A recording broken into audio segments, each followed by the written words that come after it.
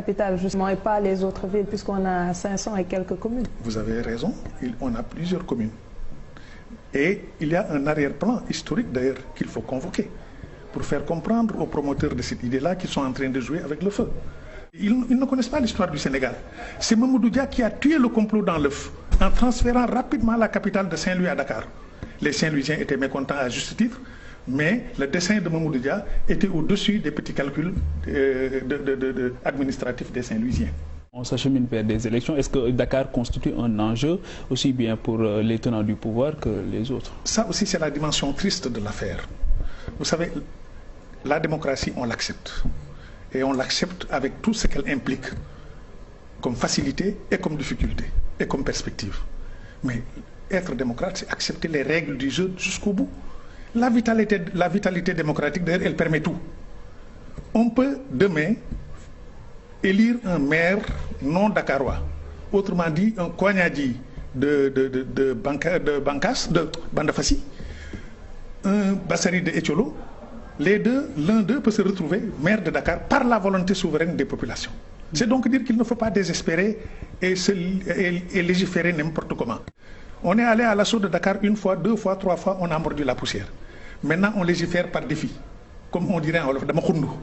Mais on ne peut pas gouverner par dépit. On ne peut pas décréter par dépit. Ce n'est pas parce que vous avez échoué qu'il faut prendre une mesure extrêmement rétrograde. Je vais vous dire quelque chose que j'emprunte au général de Gaulle. Il disait, pour surmonter une difficulté du présent, il ne faut pas hypothéquer l'avenir.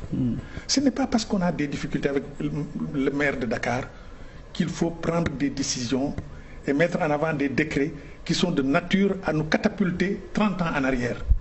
Mais le jeu n'en vaut pas la chandelle. Mais est-ce que c'est parce que notre démocratie n'est pas assez mature? Ah non, non, non, non. Il ne faut pas faire le procès de la démocratie, il faut faire le procès des démocrates. Est-ce que nous sommes à la hauteur de la démocratie? Est-ce que notre démocratie ne connaît pas une pénurie de démocrates? Comme disait l'autre, est-ce que le messager est à la hauteur du message? Voilà la vraie question philosophiquement. Est-ce que le messager est à la hauteur du message? Est-ce que le destinataire du message est à la hauteur du message? Oui, c'est nous qui avons des difficultés. Question, oui. C'est nous qui avons des difficultés à être à la hauteur des défis que nous balance notre démocratie. Mais les difficultés là, il faut les accepter. Et les personnes qui sont à la base de cette idée-là, alors ne sont pas soucieuses de la place qu'ils vont occuper demain dans les chapitres des manuels scolaires. Prenons par exemple une personne, vous l'avez cité tout à l'heure, comme Aminata Mbengue Ndiaye. Elle est au crépuscule de sa carrière, elle est au crépuscule de sa vie. Elle appartient au parti de Senghor, dont elle est un des successeurs. Lointain, d'accord, mais un des successeurs. Et le PS a été locomotive de toute la décentralisation dans ce pays. En tout cas, la partie la plus massive de la décentralisation. Comment celle-ci peut porter une idée pareille? Peut-être qu'elle s'est sentie redevable aussi au président. Oui, oui, non, attendez. On est dans une coalition, mais on n'est pas dans l'esclavage. Un allié n'est pas un valet. Oui. Ah non, non, non, pourquoi le PS porte cette idée-là? Cette idée qui insulte sa propre histoire. Cette idée est une idée rétrograde et réactionnaire.